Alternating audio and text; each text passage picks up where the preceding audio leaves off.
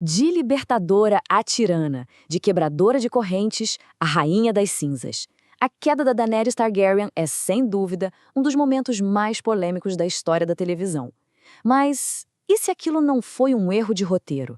E se foi, na verdade, uma tragédia psicológica que já estava anunciada?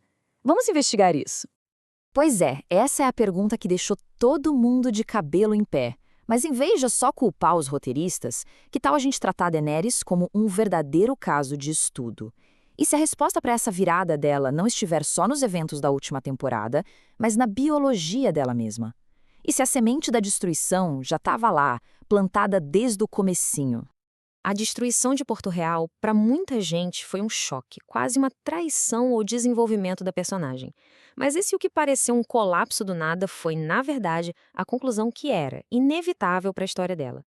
Olha, a ideia de loucura súbita é, com certeza, a explicação mais fácil. Só que a nossa análise aqui sugere uma coisa um pouco diferente. A destruição da cidade não foi um desvio de percurso, foi o destino. A conclusão lógica de um perfil psicológico que já estava ali, super enraizado, e cada passo da jornada dela apontava exatamente para esse momento.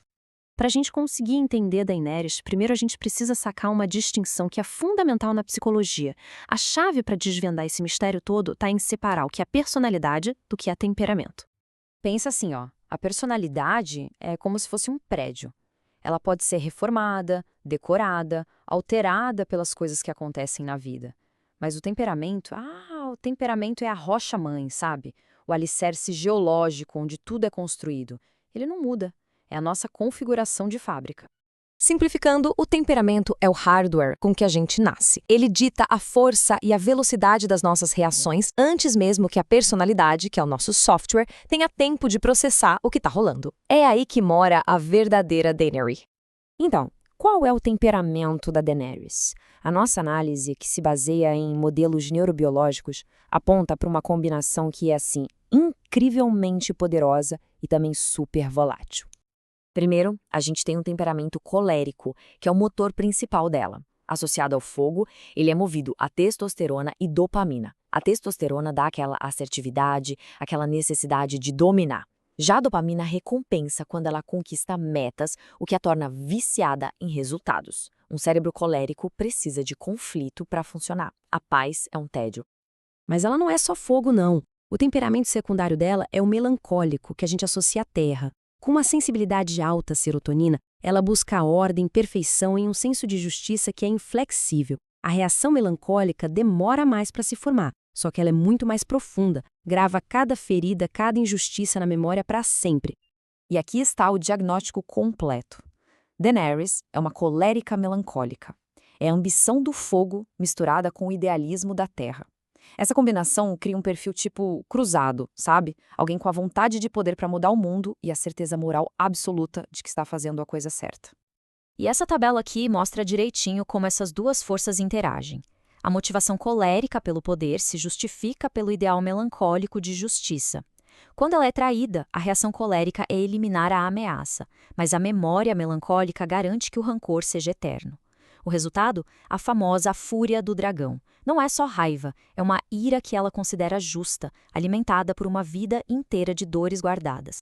E essa frase aqui, nossa, ilustra o ponto de um jeito brilhante. Essa citação icônica é a essência do temperamento dela. A vontade colérica de destruir a estrutura que existe, combinada com a crença melancólica de que só ela pode construir um mundo perfeito no lugar. Não é sobre reformar, é sobre aniquilar e recriar. Então, se essa estrutura psicológica era tão poderosa, como é que ela desmoronou de um jeito tão espetacular?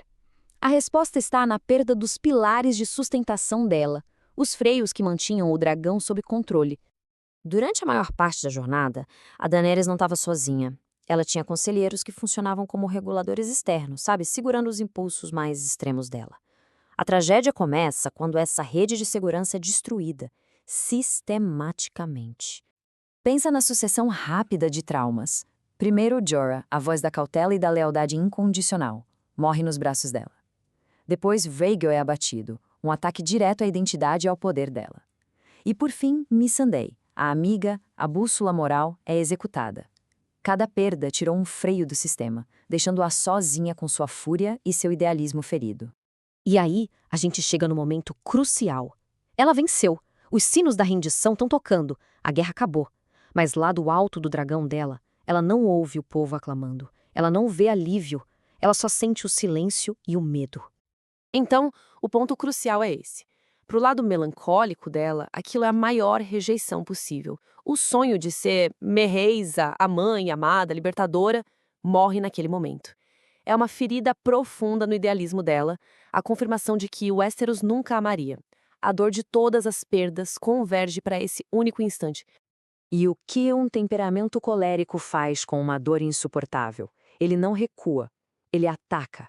A dor da rejeição vira ação na hora. A lógica se torna brutalmente simples. Se não posso ser a rainha amada, vou ser o dragão temido. A destruição da cidade não é loucura, é uma punição. É o idealismo melancólico ferido sendo executado pela força nuclear do temperamento colérico. No fim das contas, a história da Daenerys não é sobre uma heroína que ficou louca. É uma tragédia sobre como a nossa biologia pode sim ser o nosso destino. Esse perfil final resume tudo. A assertividade colérica e o idealismo melancólico dela estão lá no topo da escala. O rancor é absoluto. E reparem na diplomacia, quase zero. Isso acontece por causa de um traço fleumático baixo, que é o temperamento da calma, do consenso. Ela não foi feita para negociar. Ela foi biologicamente projetada para comandar, conquistar e, se preciso, destruir. Então, a conclusão dessa análise é clara. O que a gente viu não foi uma personagem se quebrando, mas sim uma personagem se tornando a versão mais pura e destilada de si mesma, livre de todas as amarras externas. Ela não ficou louca, ela se tornou completamente Daenerys. Fica então a reflexão. Até que ponto a gente é arquiteto do nosso destino? E até que ponto somos prisioneiros do nosso próprio temperamento? A história da Daenerys Targaryen sugere que, às vezes, o dragão que a gente tem dentro não pode ser contido para sempre.